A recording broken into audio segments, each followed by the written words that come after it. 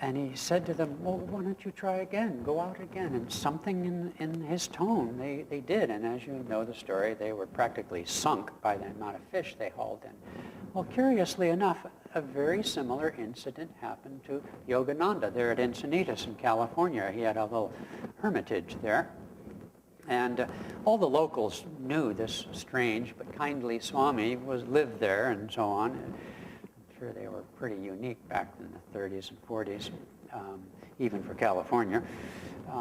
In any case, so he was walking along the beach right there, and similarly the local fishermen came in empty-handed, and he said the same thing to them. He said, well, try it again.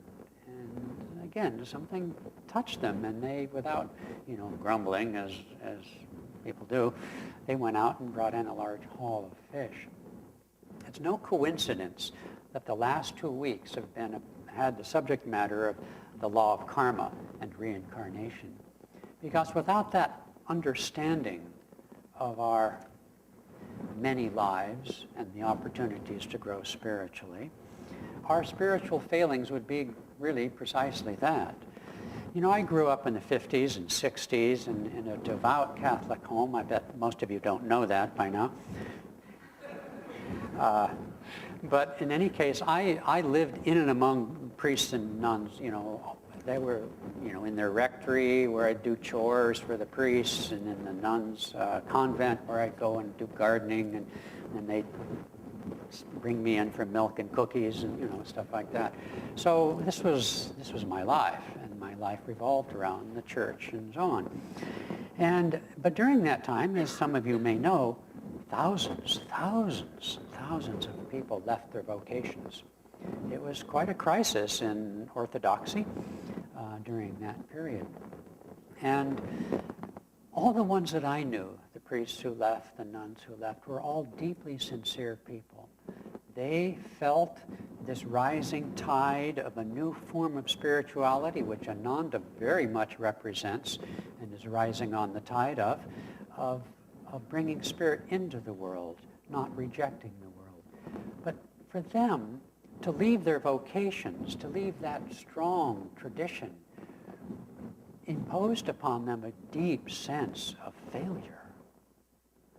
How could they not? That was, the religious vocation was the penultimate definition of spiritual sincerity. There was no other at that time. But that has faded and are forming communities around the world.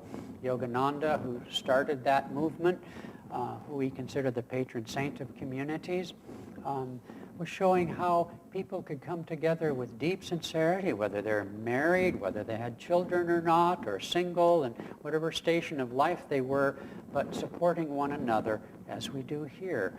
That the spiritual path for the New Age would be a spiritual path that would embrace all life, would reject nothing and no one, and bring spirit, as Mother Teresa and other great humanitarians have sought to do, bring spirit to work, so to speak, spirit to the street, spirit into daily life.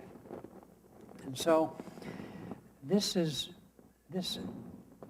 point of view that we always have another chance is essential.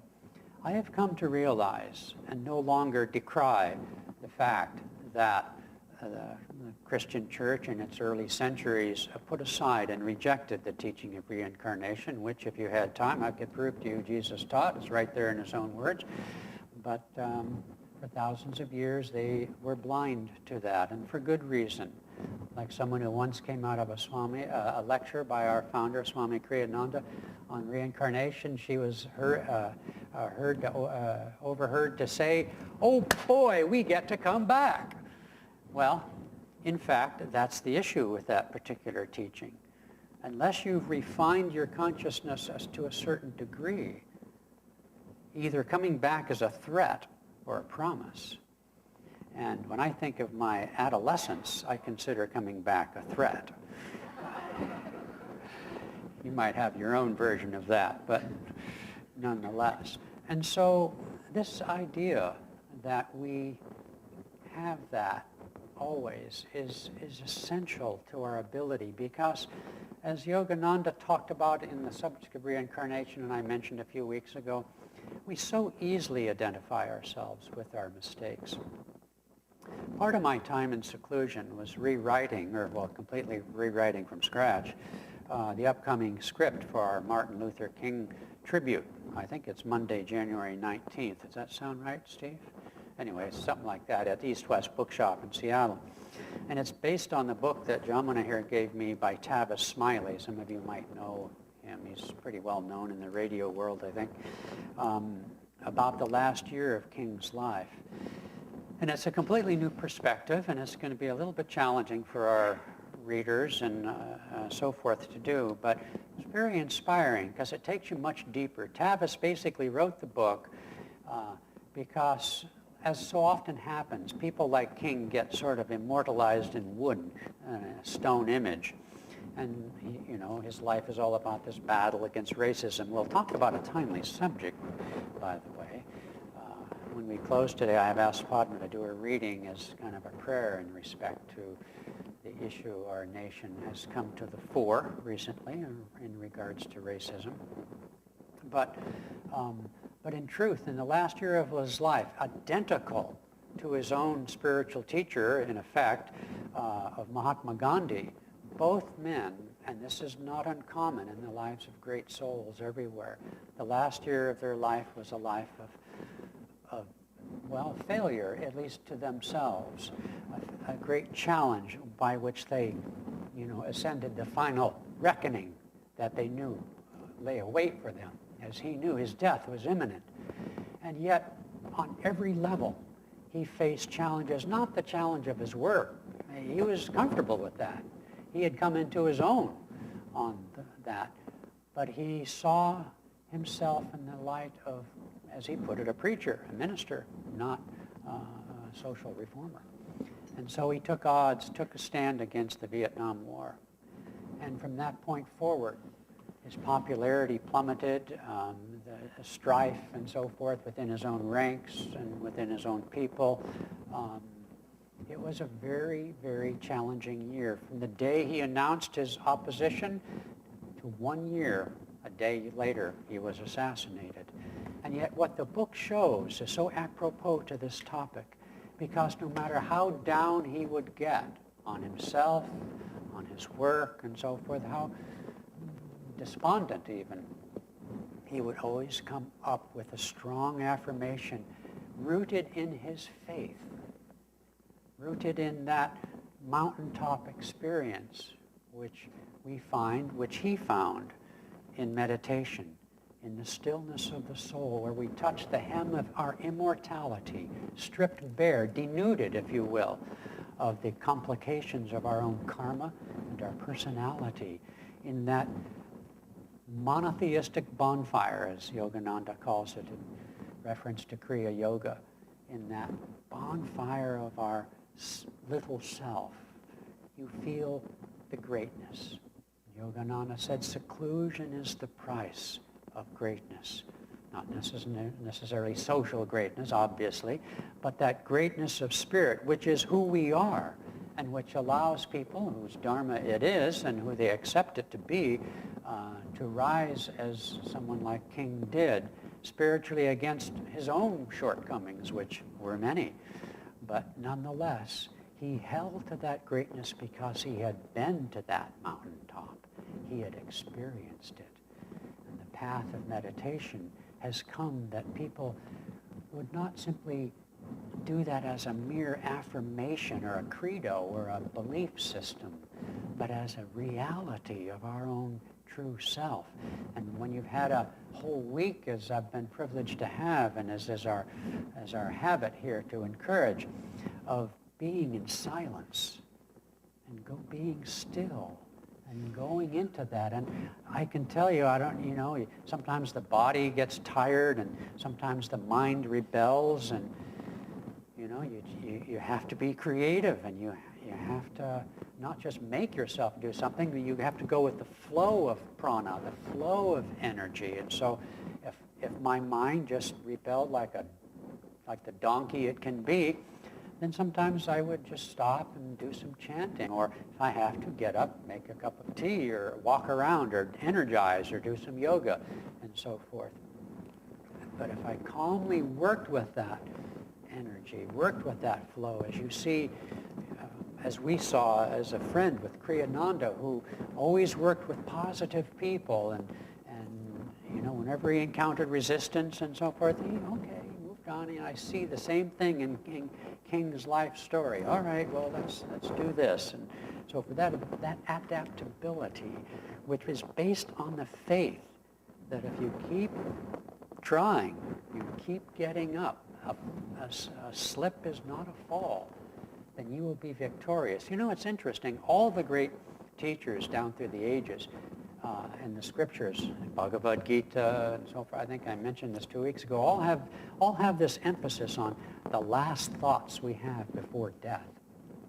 Well, an extension of that is, quite apart from physical mortality, that think of, let's say, a soldier on the battlefield. Even we say a soldier gives his life. Well, nobody does that voluntarily in the sense that, okay, shoot me. I mean, that's stupid. But we're willing to put ourselves in situations where we might fail. Okay? And death, in this case, being, you might say, the ultimate failure in a sense, from the ego's point of view at least. And so we honor that sacrifice. The extension of that is that when we keep trying, then we will eventually succeed with this perspective. And so Yogananda, in the Bhagavad Gita, of which the quote today was taken, no one who seeks, I forget what she read, but nobody who seeks salvation will ever meet an evil, seeks redemption will ever find an evil end. In other words, when we keep trying, what I'm trying to say is it's the effort that counts, not the outcome. The outcome is guaranteed eventually, but you can't focus. That's what Krishna means when he says nishkam karma, act without desire for the consequences, for the benefits, for the fruits, for the outcome, in other words.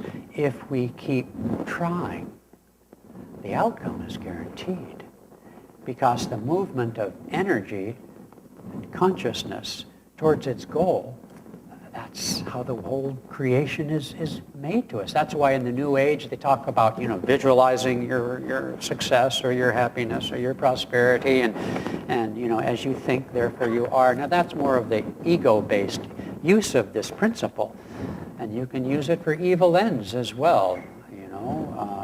Dark,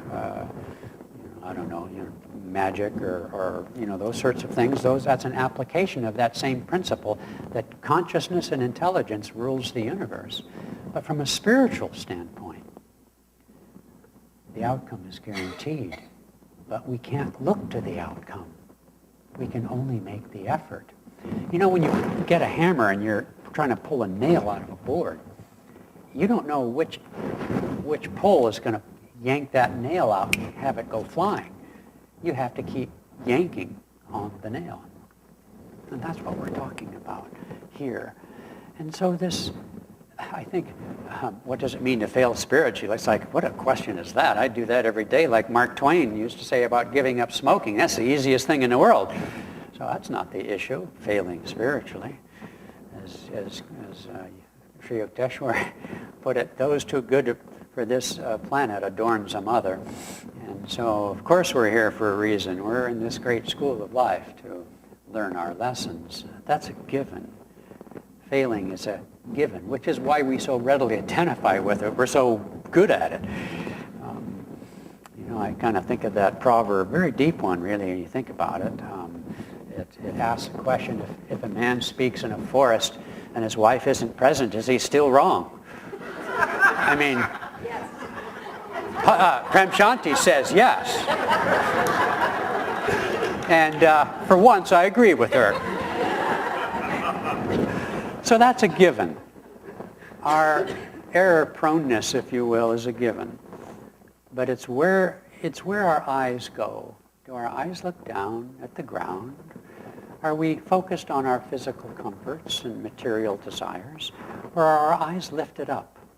And one of the things I went very deep in this time, based on some translations of the diaries of Lahiri Mahashai, which I simply don't recommend, even though I've mentioned it,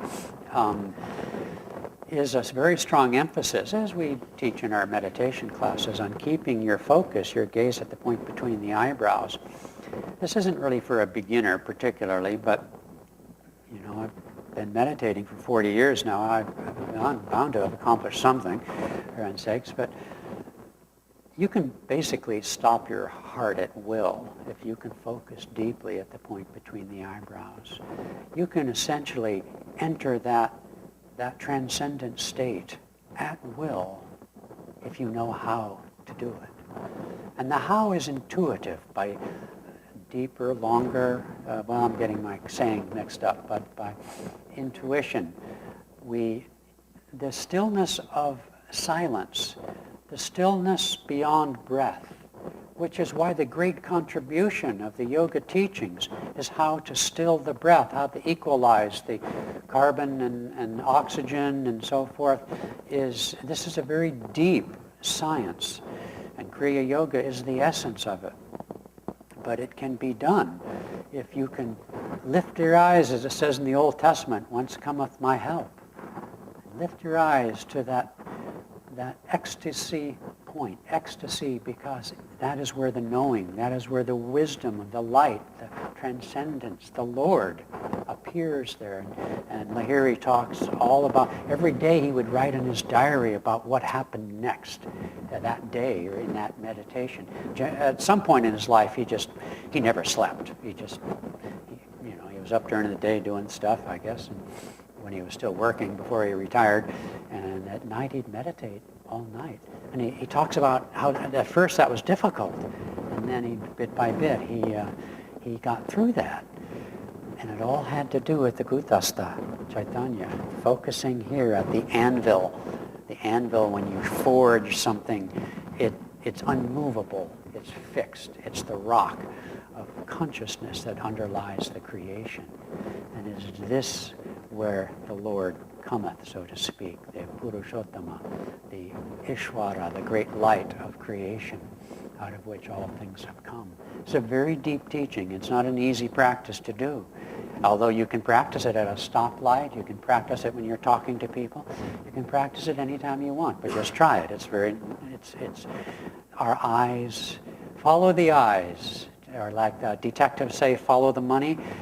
Yogis say, follow the eyes, for where the eyes go, the heart reacheth.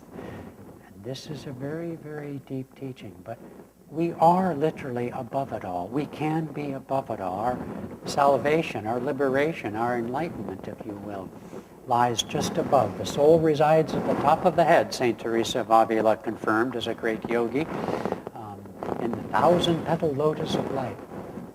This is where we are above our shortcomings. And I pray for all of us in this holy season of Christmas. What makes it holy is that the darkness is coming.